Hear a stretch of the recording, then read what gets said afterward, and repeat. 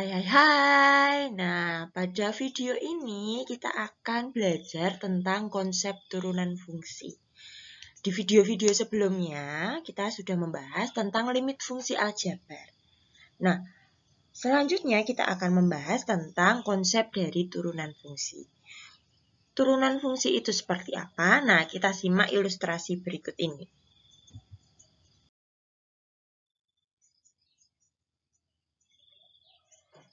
Pasti kalian tidak asing dengan mengendarai sebuah kendaraan seperti mobil, sepeda motor, atau kendaraan bermotor lainnya. Nah, ilustrasinya seperti ini.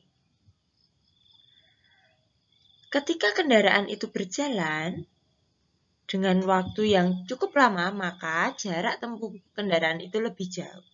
Nah, kemudian semakin ibu potong, semakin sebentar, waktunya semakin sebentar, dan semakin sebentar. Nah, dari ilustrasi ini, apa yang kalian dapat pelajari?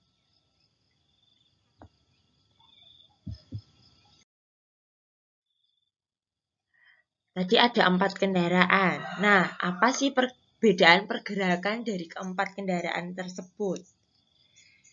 Kemudian ada kendaraan 1, 2, 3, dan 4. Hubungannya apa sebenarnya antara lama waktu mobil bergerak dengan jarak tempuh setiap mobil? Kita tahu bahwa semakin lama mobil bergerak, maka semakin jauh jarak tempuh dari mobil tersebut. Begitu pula sebaliknya. Ketika waktunya semakin sedikit, maka jarak tempuhnya juga semakin pendek. Nah, itu merupakan konsep-konsep yang ada pada turunan. Nah, dari beberapa ilustrasi kendaraan ini, Ibu melakukan sebuah eksperimen.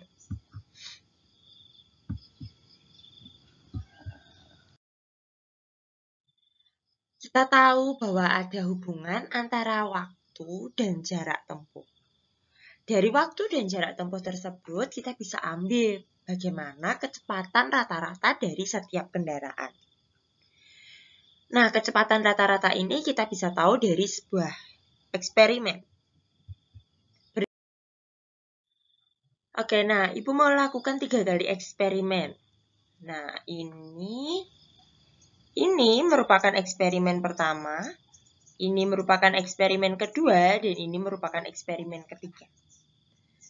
H itu merupakan sebuah perubahan, T itu adalah waktu, S itu adalah jarak, dan V adalah kecepatan. Kita tahu bahwa kecepatan itu diambil dari perubahan jarak dibagi dengan perubahan waktu. Maka nilai-nilai kecepatan yang ada di sini itu dapat kita isi sebagai berikut. Nah, ini merupakan hasil dari perhitungan kecepatan. Nah, kita lihat dari 3 eksperimen ini, mana eksperimen yang paling logis?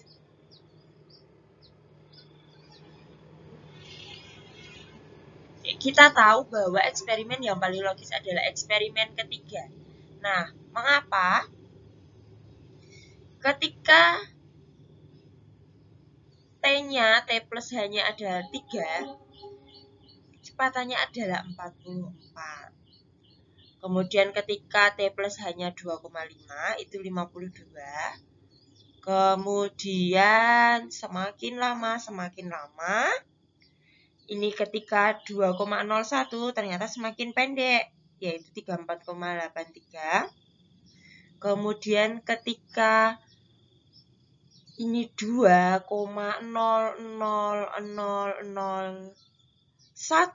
kecepatannya adalah 32,5. Nah, ketika T plus hanya 2,00001, kecepatannya adalah 31,5.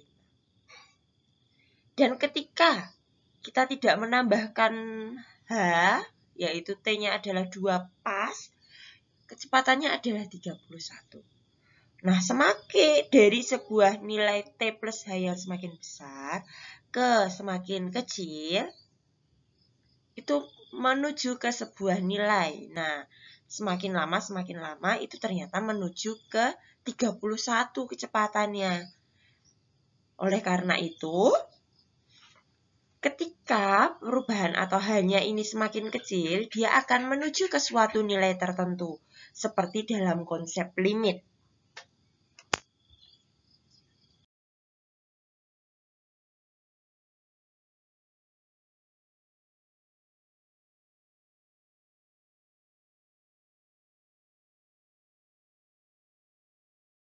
Sehingga kecepatan benda pada saat T itu dapat ditentukan sebagai laju perubahan jarak terhadap waktu dan dapat ditulis dengan menggunakan limit seperti yang kita sudah pelajari sebelumnya.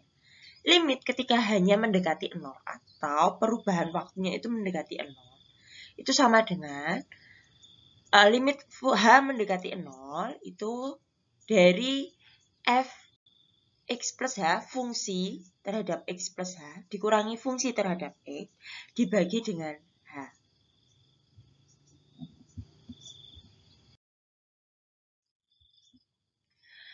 Jika kita memisalkan sebuah kecepatan benda pada saat T dengan Ft itu sama dengan 8T kuadrat, maka kita dapat cari limit H mendekati 0 dari F fungsi terhadap T plus H dikurangi fungsi terhadap T dibagi H.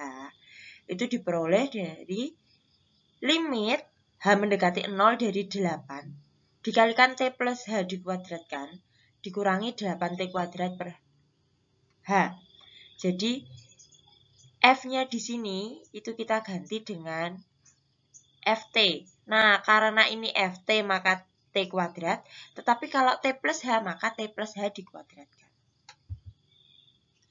Sehingga ketika kita jabarkan, diperoleh 8 dikalikan T kuadrat plus 2T H plus H kuadrat dikurangi 8T kuadrat. Atau dapat kita distribusikan sebagai berikut. Nah, sehingga dapat kita sederhanakan di mana limit H mendekati 0 itu sama dengan 16TH plus 8H kuadrat per H. Nah, ketika kita substitusikan hanya 0 itu diperoleh 0 per 0 sehingga kita distributifkan terlebih dahulu. Di pembilang itu sama-sama ada hanya sehingga kita keluarkan hanya kita keluarkan menjadi H dikali 16T plus 8H per H. Nah, ini hanya bisa kita sederhanakan sehingga kita ketika substitusikan hanya 0 kita mendapatkan nilai 16T. Sehingga kecepatan benda pada saat T itu ada 16T. Memperkirakan, jadi kita dapat perkirakan ketika kecepatan mobil itu ketika T-nya sama dengan 3 itu adalah misalkan T-nya 3. Nah, kita tinggal substitusi saja. T-nya itu sama dengan 3 sehingga diperoleh 16 kali 3 itu adalah 48 meter per detik. Nah, satuannya dapat kita sesuaikan dengan jarak dan waktu yang ditentukan. Oke, kita masuk ke contoh soal. Suatu mobil bergerak dengan persamaan jarak S sama dengan Ft sama dengan 3T kuadrat plus T. Nah, jarak ini dalam satuan meter. Tentukan kecepatan mobil pada saat T sama dengan 20 detik. Nah, kecepatan pada saat 20 itu kita bisa cari dari limit H mendekati 0 dari F fungsi terhadap T plus H dikurangi fungsi terhadap T per H. Dengan kita substitusikan Ft-nya itu adalah 3T kuadrat plus T. Sehingga diperoleh sebagai berikut. Nah, ketika kita jabarkan, itu diperoleh 3 kali T kuadrat plus 2TH plus H kuadrat. Plus T plus H dikurangi 3T kuadrat plus T. Nah, ketika disederhanakan ternyata hasilnya menjadi limit H mendekati 0 dari 6TH plus 3H kuadrat plus H per H. Nah, kita distributifkan terlebih dahulu. Kita keluarkan sehingga diperoleh Limit H mendekati 0 dari H dikalikan dengan 6T plus 3H plus 1 per H. Nah, ketika H-nya kita substitusikan 0, maka diperoleh 6T plus 1. Nah, ini hanya kita bisa sederhanakan ya, agar hasilnya tidak 0 per 0.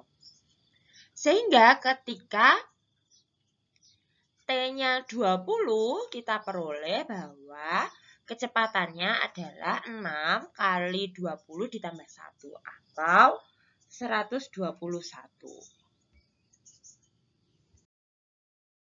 Nah, demikian penjelasan tentang konsep turunan fungsi dengan mengacu pada sebuah perubahan kecepatan. Nah, kecepatan atau perubahan jarak terhadap waktu. Oke, selamat mempelajari materi turunan fungsi dan kita akan masuk ke materi selanjutnya pada minggu berikutnya. Selamat belajar!